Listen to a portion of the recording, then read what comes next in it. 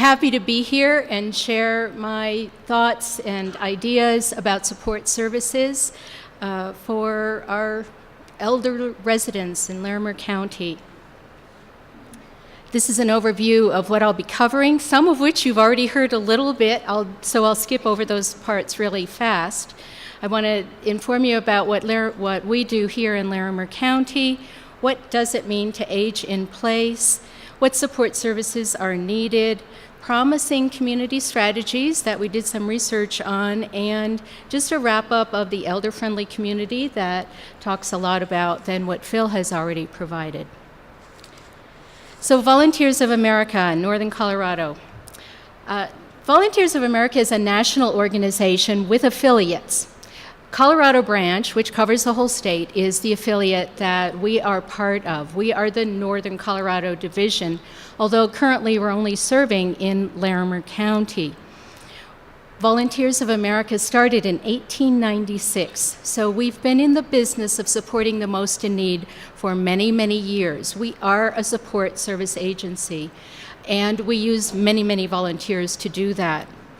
Our division, the Northern Colorado Services Division, has provided most of our services for seniors.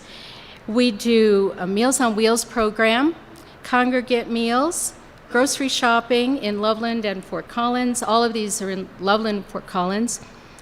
Handyman services, respite care, which is volunteers providing respite for family caregivers, volunteer opportunities, our RSVP program, and information and referral. One thing I want to mention with all of these services, and you can see these are all support services geared to keep seniors in their homes. We have seen an increase in every single one of these services over the years, and this last year just increase upon increase. In fact, I was just looking at our Meals on Wheels numbers for our United Way report, and the first 3 months of the fiscal year, July through September, was 12% over what we did last year. But then October through December, we jumped 23% over. So I'm scrambling with budgets and grants to see, okay, how are we going to fund this? Can we stay at that level? Do we have to start a waiting list? Well, if you need to eat, you need to eat. You can't wait until 2 weeks from now when we have a spot for you. All right, so aging in place, what is it? Someone has already said, and I think probably Sue had a pie chart, a graph, and a statistic on this. A majority of seniors, adults, wish to stay in their homes as they age, don't you? You want to stay in your home.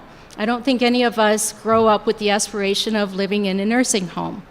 Although my nephew keeps threatening my sister that he's going to put her in one of those. So the rapid growth of older adults aging in place presents opportunities and challenges. A substantial source of volunteers, civic leaders, perhaps politicians, activists, community leaders, and if the economy comes back up, maybe more funding for nonprofits, for those who have regenerated their savings. But as everybody before me has said, it also presents challenges. Affordable, flexible, coordinated services for the increasing number of frail and elderly. And I really highlight that coordinated service. And that's one thing that I know in Larimer County we do really well.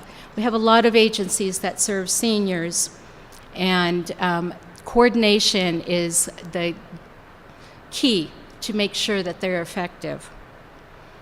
So what are the benefits of older adults remaining in their homes? Promotes self-sufficiency and freedom, keeps people active, enhances their wellness and health, encourages cost saving, interdependence among friends and neighbors. And perhaps this is one thing that we want to think about, our neighborhoods. They have what are called now NORCs, naturally occurring retirement communities. So they have these communities where a lot of seniors are aging in their homes. Well, wouldn't it be great if neighbors start supporting each other? We set up neighborhood programs or intergenerational programs where there are mixed neighbors. Aging in place allows seniors to remain in comfortable neighborhoods where they've been their lives, or most of their lives, instead of moving into something that's unfamiliar. Also helps calibrate services to the particular needs of the individual. And what I mean by that, instead of going to assisted living or a nursing home where there may be more services than what you need, you can pick and choose those services that you need for your particular circumstance. And I think aging in place creates opportunities for small businesses. You can create these support services to help people stay in their homes, and that can generate more in our economy. So then I look to see, okay, what are some of the support services that are needed? And I just started listing, I think I have 2 pages here of support services, and you can read through those, but you can also think that whenever you are ill or not feeling well or injured, all of the things that you have to do at home that you'd rather not do or couldn't do because you just can't. The other day I cut my finger and I had to have it bandaged, and man, the things that I couldn't do because of that one little injury. And I bought a new toy for my dog, and it was in one of those plastic things that I don't know how people open those things up. So I'm thinking now, because I was thinking of all the things that seniors would need to live at home.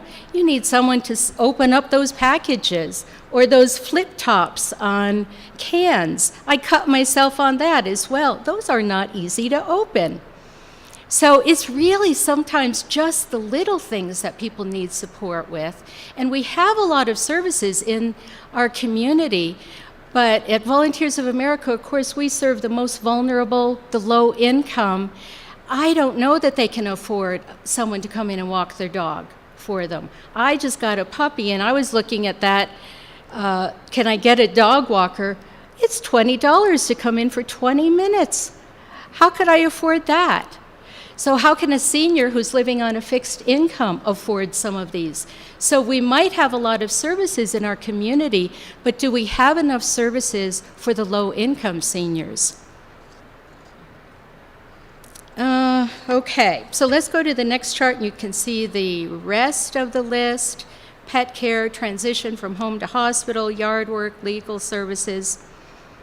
Any of these could force someone to either not take care of themselves or create an unsafe situation in their home because they don't have these taken care of. And again, this could, one of the solutions could be that a neighborhood group works on some of these issues, shares services with each other. So solutions.